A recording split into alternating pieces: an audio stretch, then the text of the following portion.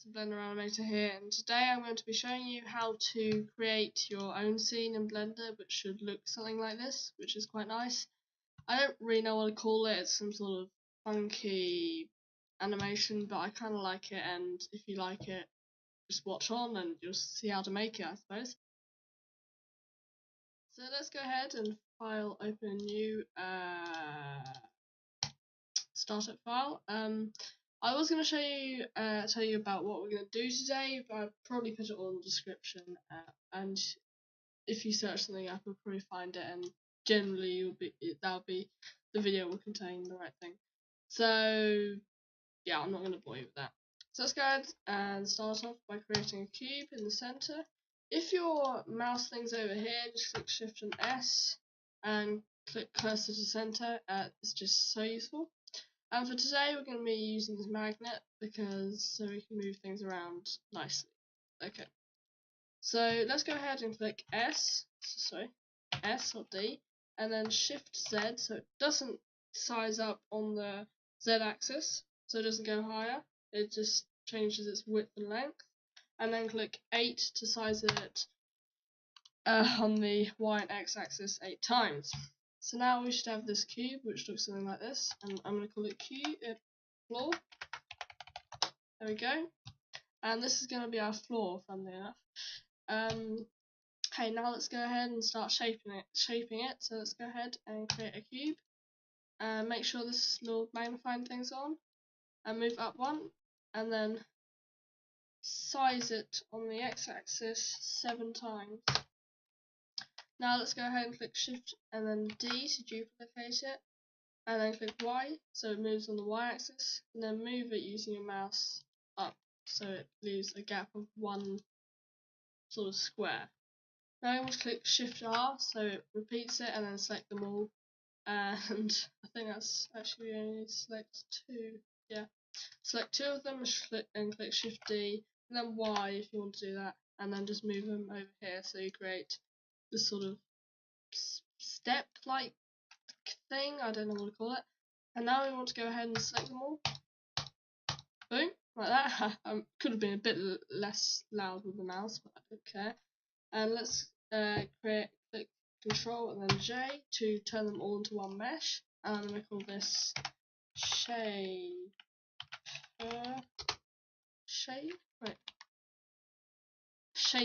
I don't know, Shaper 1. I don't think I spelt it right, although I don't think shaper is a word, so maybe I get forgiven for once. Now we want to go ahead and click our floor, and we want to go ahead and go into our modifier panel and click add modifier and then boolean, and now click this little object thing and go on to shaper 1, or if you can't find it, click this and then shaper 1. Now we want to change the operation so it doesn't sort of glue itself around the objects. Oops. You want to change this to difference, and it should now drill a hole through it. I think if you went into wireframe you'll see it sort of does that. There we go. Now if we went back into solid and click apply, we can go ahead and click this and click move to move it to another layer so we won't see it, and we can move it there and it all looks very nice. You can just go into render mode to check that it's all worked out fine. That looks good enough. Now let's go into solid. Okay, we need to create one more shaper, so we can do this by creating another cube. And click S, and then Y, and then 7 again. So we create something which looks like this. And then just move it 1 to the side there, and 1 up. So it doesn't drill a hole like into there, which we don't want. Now let's go ahead and call this shaper 2. Shaper 2, don't know where I got what the word shaper from, but and let's add a modifier and add it as a boolean modifier and select shaper 2 and change it to different. Now we might encounter problems if you go here with it sort of changing, so we can change this by changing it to carve, which basically carves it into it better. I don't precisely know what it does, but it helps it a lot. And now if we're going to click ahead and click to apply and move this onto another layer by clicking M again and then changing it to this layer, we'll see we've got the sort of thing you saw in my example. Now let's go ahead and create a plane for everything to sit on, and create it in the center. We should do that in Shift S again, and then cursor to center. I'm creating a plane and S90. I always use 90 for some reason, but you can use whatever you want, just as long as it doesn't as you always have a plane, because you don't want to particularly look into things going off into the horizon. And now let's start using the fluid modifier. So I'm going to pull this out before you start using this, and let's go ahead and create our domain for our which is going to be in the shape of a box. And before we start playing around with it, actually no, we're going to need to size up first. So click S and then 8, and then we're going to move it down a bit, just so it fits on the top of the blocks. Now if we went into here, we can see if we went into wire, it would just fit just on top there. So we don't want any sort of overflows, which just makes things look a lot better. So once you've done that, you're going to go ahead and click this thing, which looks like a ball sort of bouncing, and click fluid. So you create a fluid sort of simulation module, and then click this none button and click domain. Now, if this for some random reason just has a random thing on your C users, this is very important for me, especially in all SSD users. To save and storage, always change this to your hard drive. It'll take longer, but it just thank me in the end. So let's click File and Save. So we're going to save this project, and funky abstract something. Can't. Funky abstract Blender 2.8 fluid simulation. That's a mouthful. Let's call this simulation.blend. That's what I'm calling the Blender file. You can call it whatever you want, and click Save Blender File. Now go into this little thing, and click the little thing which looks like a file opening, and click this thing here, Recent, and then save it in something called Cache Fluid, and then click Accept, and ta-da! It's saved there now, and it will go into our hard drive rather than our SSD. And just for basically habit, click save again, because if your game if it crashes for some reason, yeah, you can encounter problems. Now let's go ahead and click cube, create a mesh cube, and move over here.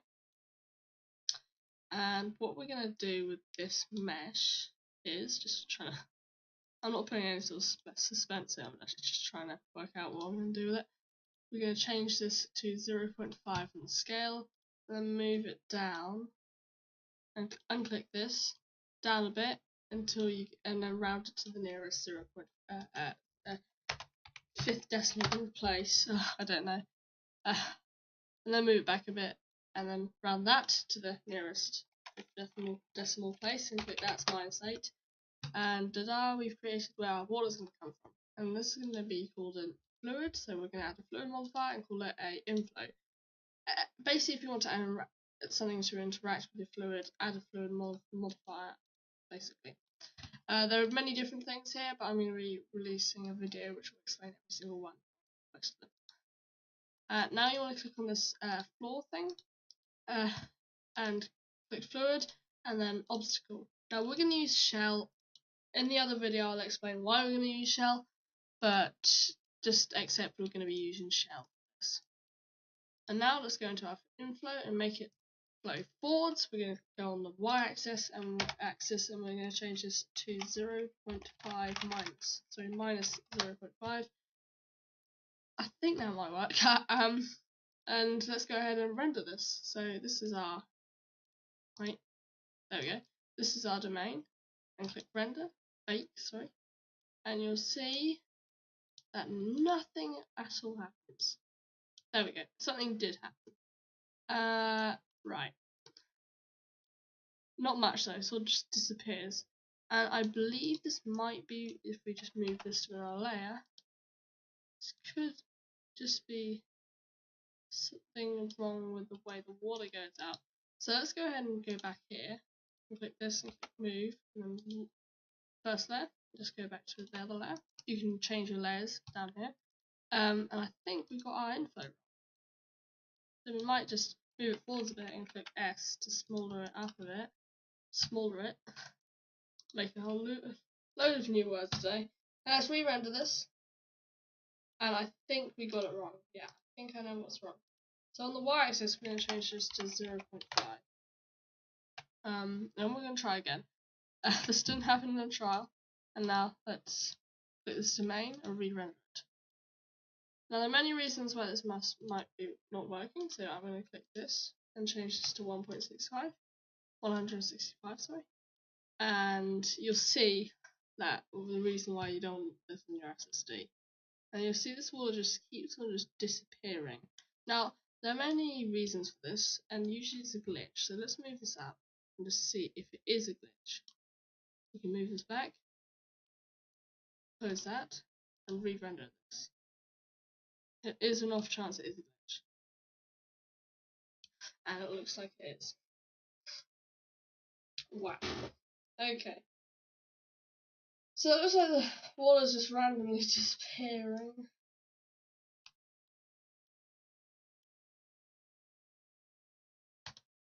Okay, so let's work out what's the problem with this.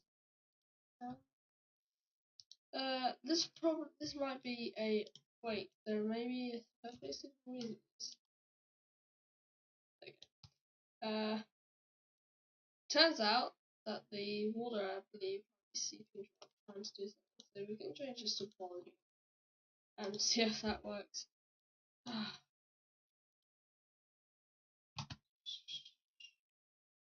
Yep, it works. So it seems like for some reason it doesn't like that. So let's just move this our domain back down. This is what you've got to cope with pretty much every day. Even if you did something once, it just may not like it again. So let's go ahead and save that. Sorry. I was actually gonna give up the video for a second then. So let's go ahead and go to Fluid World and click Fluid Boundary and change subdivisions up to 1. You can change it higher, but I'm going to change this 1 since it's a video. Now let's click rebake, and we're going to add our textures while it bakes itself. So you can see it's a nice amount of polygons. Yes, right. And let's go ahead and add a texture. So the texture we're going to be using for this, I'm going to be calling water, and it's going to be a mix shader with a glossy and a emission. Now I'm going to go ahead and go into render, and you'll see it's got this weird milky white quality, and add a nice sort of lava colour to it. I don't know, maybe a bit more orange, yeah. You can just basically spend as long as you want, but I don't have much time here. So you can see it sort of looks a bit like lava. And we can see it just come out a bit more. And you can always change this higher resolution by changing this to final. And then you'll see it looks just a whole lot better. There we go. Now one more thing before we change basically go ahead and go into other settings. I'm going to change click this. So you want to click the water, sorry. And change this to a smooth shader. I hope I click the water. Yeah. So this basically smooths it out a whole lot. It's not as good as changing the subdivisions, and a mixture of the both really works well. One last thing. So we're basically going to render this, and I'll show you the one last thing later, since it's better for later. I'm just going to render that again. That looks actually really nice. Okay, so let's go ahead and create a camera. And we're going to click Control Alt and then 0 on the numpad, and just move it around here until we're facing roughly there.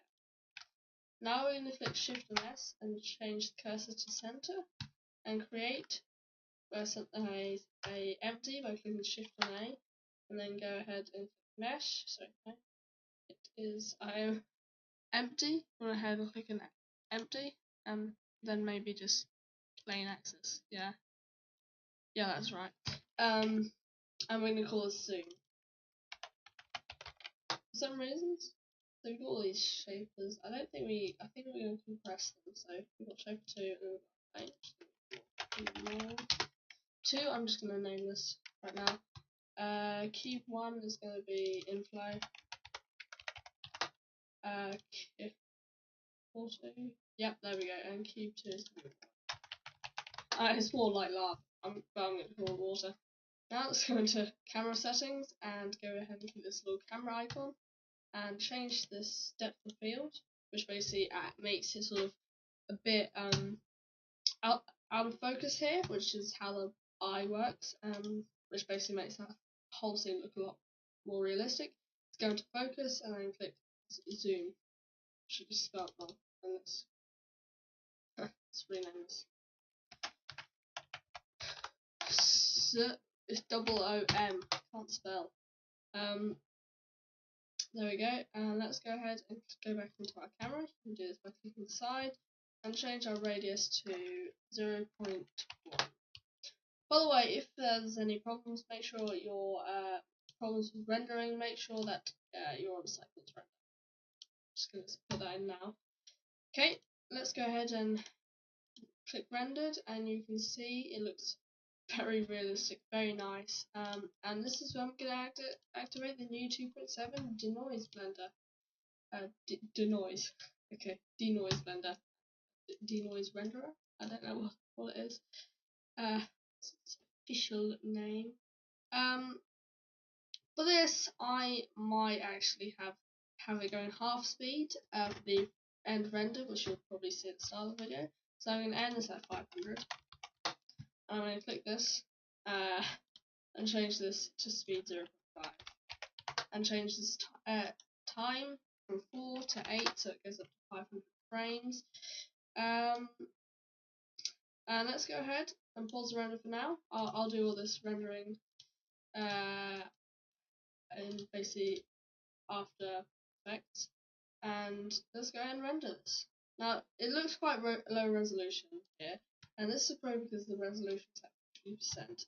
So I'm going to change this up and go ahead and click this device and change it to GPU compute, which will just make life a whole lot easier. And then I'm going to go ahead and cancel that, and then go ahead and click output, and then we're going to go into our folder here and create a new thing called images.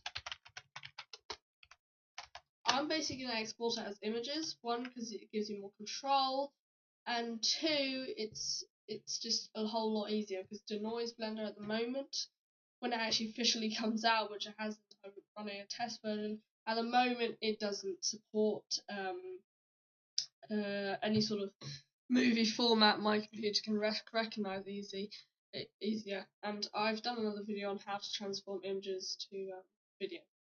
Also, images gives you the ability to sort of pause your renders too. But I've done a whole video on the reasons why you would want to do that. So let's go ahead and add and create a file called image, and then we're going to have a little dash because there's going to be a random number after that, and click accept. Can't even English to say. And then we're going to go into our samplings and just keep it at 128.